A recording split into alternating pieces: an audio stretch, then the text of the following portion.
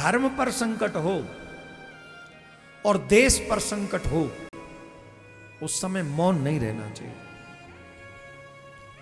उस समय में भी जो लोग मौन रहते हैं ना, हो सकता है उस समय तुम्हें तत्कालीन कुछ फल मिल जाए,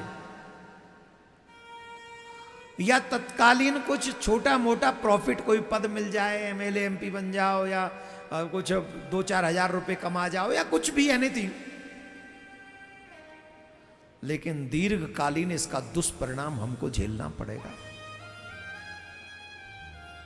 फॉर एग्जाम्पल, पितामह भीष्म, जिस समय द्रौपदी के अंग से वस्त्र उतारा जाए, ये बात दुर्योधन ने कही और दुशासन ने प्रयास किया। पितामह भीष्म उसी सभा में थे। अगर पितामह भीष्म चाहते तो दुर्योधन ये कह पाता? जवाब दीजिए। दुशासन ये कर पाता? अपनी ब्रजभाषा में अगर हम कहें तो पितामह भीष्म एक थप्पड़ मार देते ना दुशासन में, एक थप्पड़, तो शायद दुशासन दोबारा उठता भी ना, वो कोशिश भी ना करता कि मैं भैया की बात मानूं। या थप्पड़ मारने की जरूरत ही नहीं, थोड़े ही आंख निकाल देते दुशासन की तरफ, व्हाट आर यू डूइंग, क्या कर रहे हो तुम? संस्कार नाम की कोई चीज है कि नहीं? यहां बुजुर्ग बैठे हैं और तुम एक स्त्री का अपमान कर रहे हो, शर्म नहीं आती? जो भी स्त्री इस द्रौपदी से हाथ लगाएगा मैं उसे अपने हाथों से मार डालूंगा। सिर्फ इतना बोल देते पितामह भीष्म, या मार डालूंगा नहीं, मैं उसका त्याग कर दूंगा, इतना ही बोल देते पितामह भीष्म। सच बताइए, क्या द्रौपदी के वस्त्र पर हाथ डालता दुशासन? लेकिन पितामह भीष्म मौन रहे, और आज भी हिंदू जगत मौन है। जब जब हिंदू जगत बटा है, जब जब हिंदू जगत मौन रहा है, तब तब सनातन पर बहुत बड़ा संकट आया है, और उस संकट के कारण बहुत बड़ा विनाश भी हुआ है। मैं आप सब सनातनियों को सचेत कर रहा हूं, अपनी पूजा परंपराओं को बचा लो, अपने धर्म के लिए आवाज उठाना सीखो, अपने देश के लिए खड़े रहो, तब ही आने वाली पीढ़ी तुम्हें सुरक्षित और तुम्हें अच्छा कहेगी। अभी बंगाल में जो घटना घट रही है,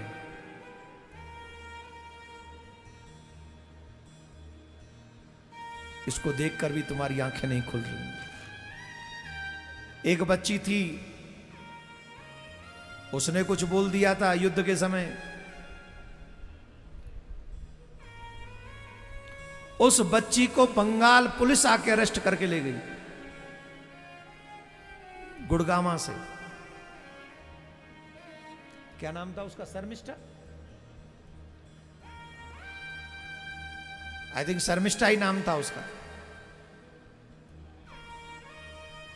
जो भी नाम रहा हो, कितनी तेज गति से पुलिस ने काम किया, आई उठा के ले गई। वहीं हिंदू देवी देवताओं को गाली देने वालों को पुलिस कभी छूती नहीं। सरेआम इंटरनेट पर ऐसे वीडियो पड़े हैं, जिन वीडियो में कहा जा रहा है कि तुमने राम मंदिर बनाया है, जब सरकार बदलेगी तो उस मंदिर को हम तोड़ेंगे। ऐसे वीडियो पड़े इंटरनेट पे। उन्हें पुलिस नहीं छोड़ पकड़ती, उनके बारे में पुलिस संज्ञान नहीं लेता, कोर्ट संज्ञान नहीं लेता, क्योंकि वो हिंदुओं का मंदिर है, सनातनियों का मंदिर है। इसलिए न्याय, अगर कोई मुझसे पूछे तो न्याय कभी भी सबूतों के आधार पर नहीं होना चाहिए, न्याय हमेशा सत्य के आधार पर होना चाहिए। सबूत बनाए जा सकते हैं, सत्य बनाया नहीं जा सकता। दुर्भाग्य है हमारे यहां देश में एक तो न्याय मिलता ही नहीं है, मिलेगा भी तो सबूतों के आधार पे, और सबूत क्रिएट किए जाते हैं। सबूत कौन बनाएगा? जिसमें पावर होगी वो सबूत बना लेगा, जिसमें पावर नहीं होगी उसे खत्म कर दिया जाएगा। इसीलिए गरीबों को न्याय नहीं मिलता हमारे देश में। और जब तक हमारे देश की हालत रहेगी, हमारा देश विश्व गुरु नहीं बन सकता। बाकी का कुछ भी करते रहो। अब खैर बोलने को तो बहुत कुछ है, नहीं बोले। पितामह भीष्म मौन रहे, इसलिए उनकी मृत्यु बड़ी दुखद थी। उनके एक एक अंग में बाण छिदा हुआ था। मैं आपसे निवेदन कर रहा हूं, देश और धर्म के ऊपर अगर आवाज विपत्ति आए, संकट आए, बात आए, तो मौन नहीं रहना चाहिए। हमें हर स्थिति में उसके धर्म के पक्ष और अधर्म के विपक्ष में आवाज उठानी चाहिए। बोलो राधे राधे। जहां धर्म के लिए लड़ो तो बुरे, और धर्म के लिए न लड़ो तो भी बुरे, तो भी बुरे।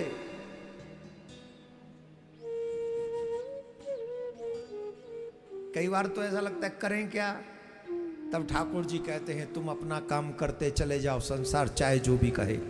जो लड़ाई प्रारंभ की है वो जारी रहेगी। हमें जामा मस्जिद की सीढ़ी के नीचे से ठाकुर जी वापस चाहिए। हमें मथुरा में कृष्ण भूमि चाहिए, और हमें भारत के मंदिरों की सुरक्षा सनातन बोर्ड के माध्यम से चाहिए। ये सनातन जगत को समझना पड़ेगा। अब हम अपनी पूजा परंपराएं सरकारों के अंडर नहीं छोड़ सकते, छोड़ना नहीं चाहिए। क्यों छोड़ दें? जब कोई मस्जिद तुम्हारे अंडर नहीं, जब चर्च कोई अंडर नहीं, जब और कोई गिरजाघर इत्यादि तुम्हारे अंडर नहीं, हमारे मंदिर तुम्हारे अंडर क्यों रहेंगे? और छोड़ भी देते मंदिर तुम्हारे अंडर, अगर तुमने उस मंदिर का धन हमारी सनातन परंपराओं के उत्थान के लिए लगाया होता। आज भी एक आध चाणक्य अगर तुमने गुरुकुलम बनाकर पैदा कर दिया होता तो मंदिर तुम्हारे ही पास रहते, पर तुमने ऐसा नहीं किया। तुमने शराबी, जुआरी, व्यभिचारी पैदा किए। तुमने हमारे समाज को शराबी बनाया, तुमने हमारे समाज को मांसाहारी बनाया, तुमने हमारे समाज को ड्रग्स लेने वाला बनाया है, घूमने फिरने वाला। समय से पहले तुमने विवाह के बिना ही तुमने सारे भोग भोगने के लिए छुट्टा छोड़ दिया है। कैसे छोड़ दे मंदिर तुम्हारे पास में? जो पैसे को सिर्फ पैसा देखता है उसके पास मंदिर सुरक्षित नहीं। जो पैसे को सेवा में लगाना चाहे, अगर ऐसे व्यक्तित्व के पास मंदिर रहेंगे, निश्चित मेरा भारत, मेरा सनातन उत्थान करेगा, इसमें कोई संशय नहीं। और जिन जिन को भी सनातन बोर्ड बनवाने में रुचि है, जो जो चाहते ही मथुरा में कृष्ण भूमि बने, जो चाहते जामा मस्जिद की सीढ़ी के नीचे से ठाकुर जी वापस आए, उन लोगों को 9927300037 इस नंबर पर मिस कॉल करनी चाहिए, और अपने द्वारा 5-5, 10-10 लोगों से मिस कॉल करवानी चाहिए। हमने 5 करोड़ लोगों का संकल्प लिया है। 5 करोड़ लोग कम से कम इससे जुड़े, सच्चे सनातनी, नकली नहीं, असली सनातनी। यहां पर बैठे बैठे किस लोगों ने किए कर दिया मिस कॉल? पहले जो कर चुके वो दोनों हाथ उठाकर बताएंगे। हाँ, और अपने द्वारा और लोगों को भी प्रेरित करो। 5 करोड़ जिस दिन इकट्ठे हो जाएंगे, देखना बाबा, मतलब सीधो ही होगा काम। सही बता रहा हूं मैं, राधे राधे बोलना पड़ेगा।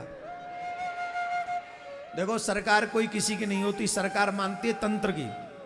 जहां वोट होंगी, जहां जनता इकट्ठी होगी, वहीं सरकार बात मान लेगी। हम लोग इकट्ठे होंगे, हम कहेंगे ए हमारी सरकार, हमारी इच्छा को पूरी करो, तो हमारी सरकार हमारी इच्छा पूरी करेगी, करनी पड़ेगी। मंदिर हमारा है, मंदिर हमारे बाप का है, और मंदिर का धन हमारे बाप के बाप का है। उसका सदुपयोग हम करेंगे। सरकारों का क्या? सरकार तो मंदिर से भी पैसा उठा लेती है, दारू के ठेका से भी पैसा उठा लेती है, मां से भी पैसा उठा लेती। सरकारों का क्या सिस्टम है? तो उनसे तो हम कोई बात नहीं कर रहे। तो कहां थे हम? कौन कौन चाहते हैं? कौन कौन चाहता है सनातन बोर्ड बनना चाहिए? जब तक बन न जाए चर्चा जारी रखो।